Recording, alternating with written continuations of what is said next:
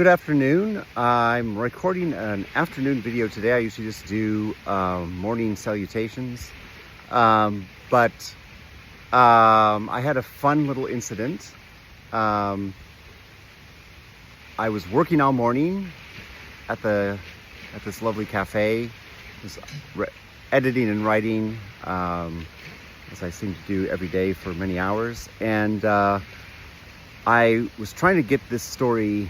I was trying to get some elements of this story that I didn't realize had been deeply dislodged. I needed to take a walk, as I often do when I'm stuck in something. And so I just get up, like, I need an hour or two. I need to resolve this thing in my issue, because these details and these threads came up in this story that I had either completely forgotten about or just never considered or never saw the connections to. And so I was like, I need to get up, I need to move, I need to think, I need to get out in the air. And so I was like,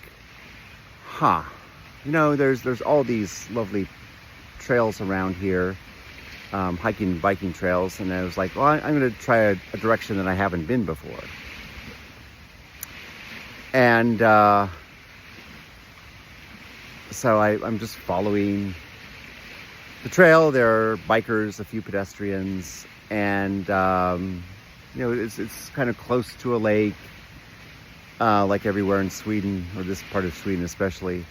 And so then I come across, there's like some office park, nondescript office park.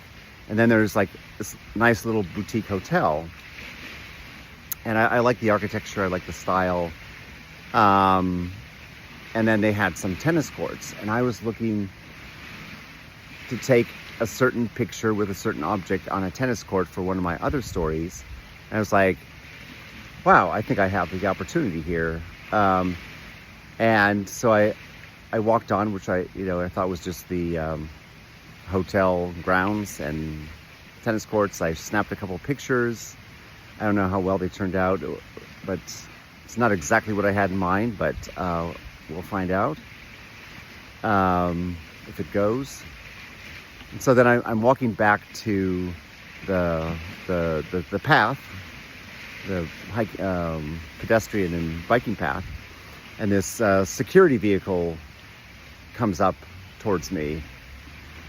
They're not flashing their lights or anything, but just like a pickup truck, but it's like private security. And I thought, they're probably not connected with the hotel. I'm just like, I don't know.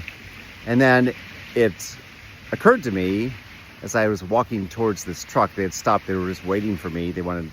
I figured they wanted to talk to me about something, that I had this wonderful conversation with someone who turned out to be the chief of police in this town.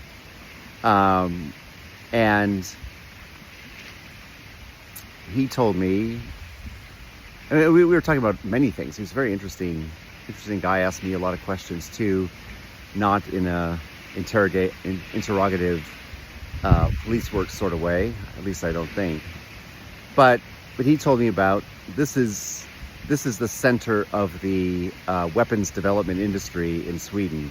And there are large swaths of land nearby where they test what they call intelligent weapon systems. It's like SAAB technologies, the old airplane and car manufacturer. They have a technology division where they do defense and weapons engineering, whatever. And BAE systems from the UK, and others they have, and they use these huge, they look like they might be nature reserves, but they're actually just for weapons testing. And sometimes if your tent is pitched, across the lake, but whatever, you can hear the booms, at different times of the day and night, and you see smoke rising and stuff like that. And this police guy last week had told me that,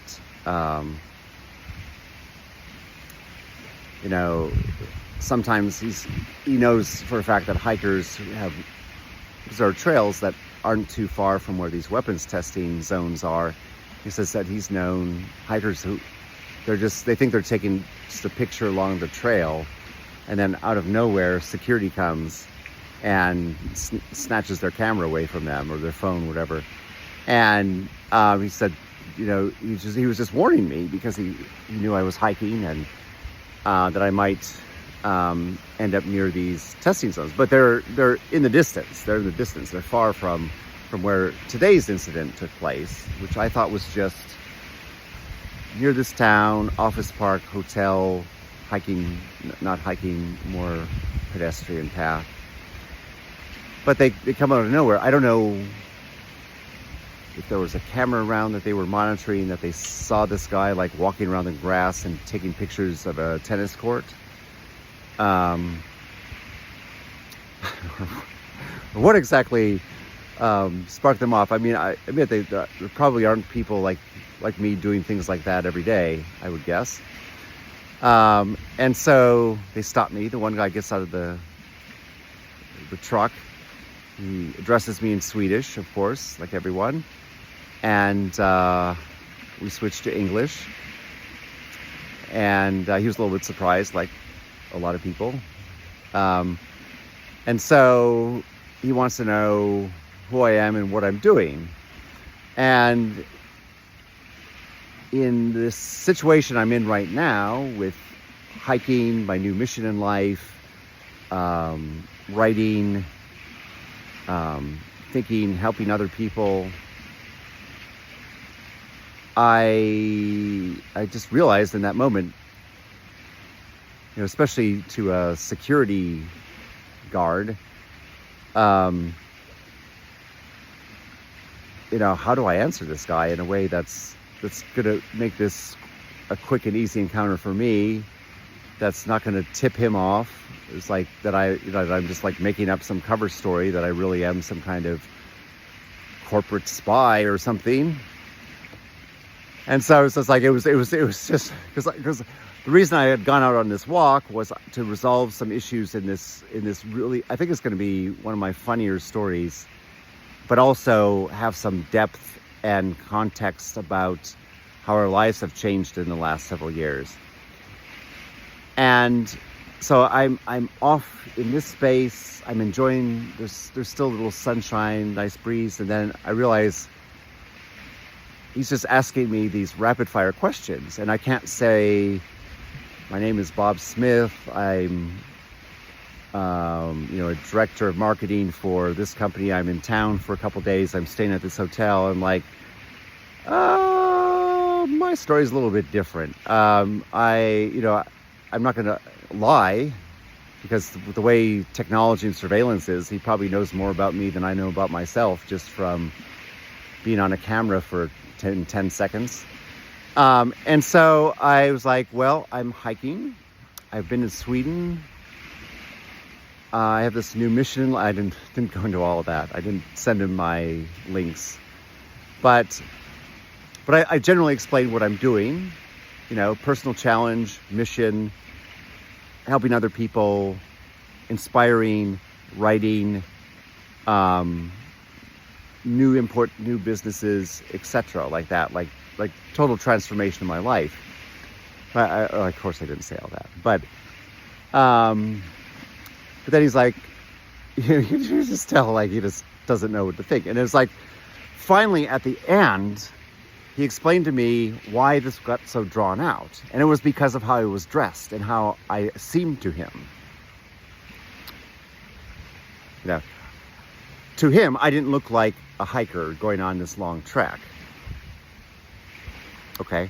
Yeah, I'm wearing, and I told him about the benefits of this alpaca hoodie, a Finnish product, Alpa.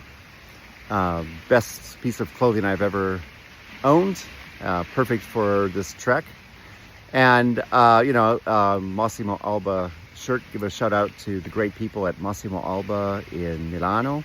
I love their clothes. They're lightweight, comfortable, classy, and also great on a hike.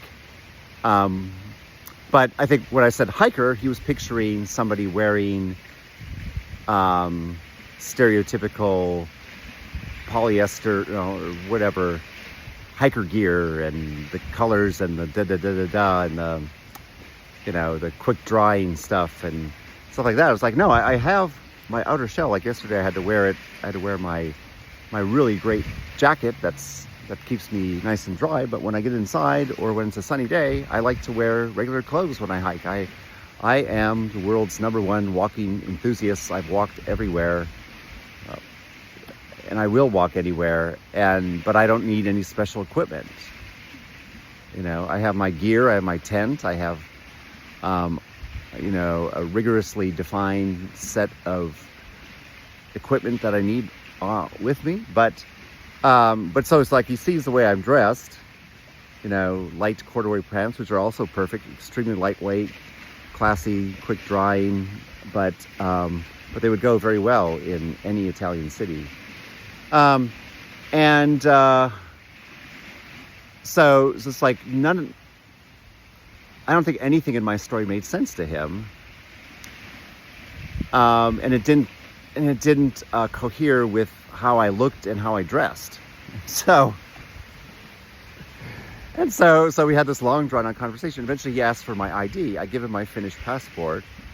And so then that drew up more questions. He says, okay, so what I know about you is you don't speak Swedish. You've been in Sweden for a while. You're hiking. You have a Finnish passport. You say you live in Italy. You have an American accent. All these things. And I'm like, well, yes, yeah, okay. And he's like, you could just see, like, I would love to know what was going on in his head. Like, every question he asked was a potential, I'm not going to say a weapons term because that's how that's how this whole thing started, but quicksand. And it was just like, I tried to answer as briefly as possible, truthfully, accurately, but also with respect to, like, if I poured my soul out to him and told him what I was really doing, who knows what would happen then.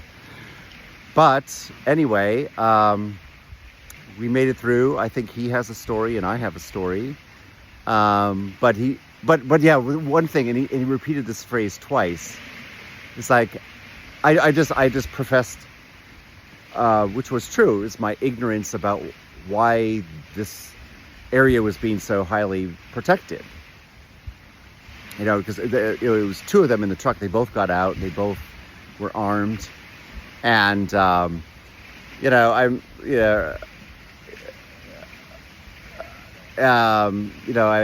know what to think because I didn't realize I was close. I knew about these industries that are here, but from what I had been told by a couple people, it sounded like it was far enough away that I wouldn't just like stumble upon it on a regular walking trail.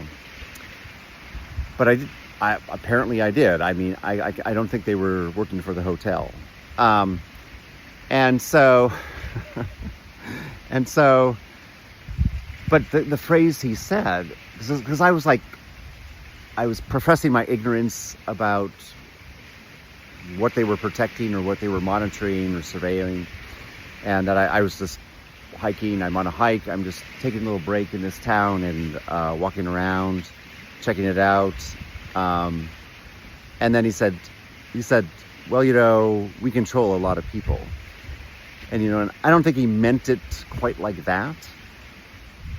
But then he said it later in the conversation. He says, we control a lot of people. And I'm like, that's perfect. That is perfect for many of the trends in this world today. That's what I'll leave it at. I've already spoken way too much, but I wanted to get this in while it was still fresh in my mind. And now I can finally go back and work some of the connections and threads in this story, which is the reason that I initially stepped out today, and now the sun is shining again, and I'm going to get some sun gazing in, and I hope you have a nice day too.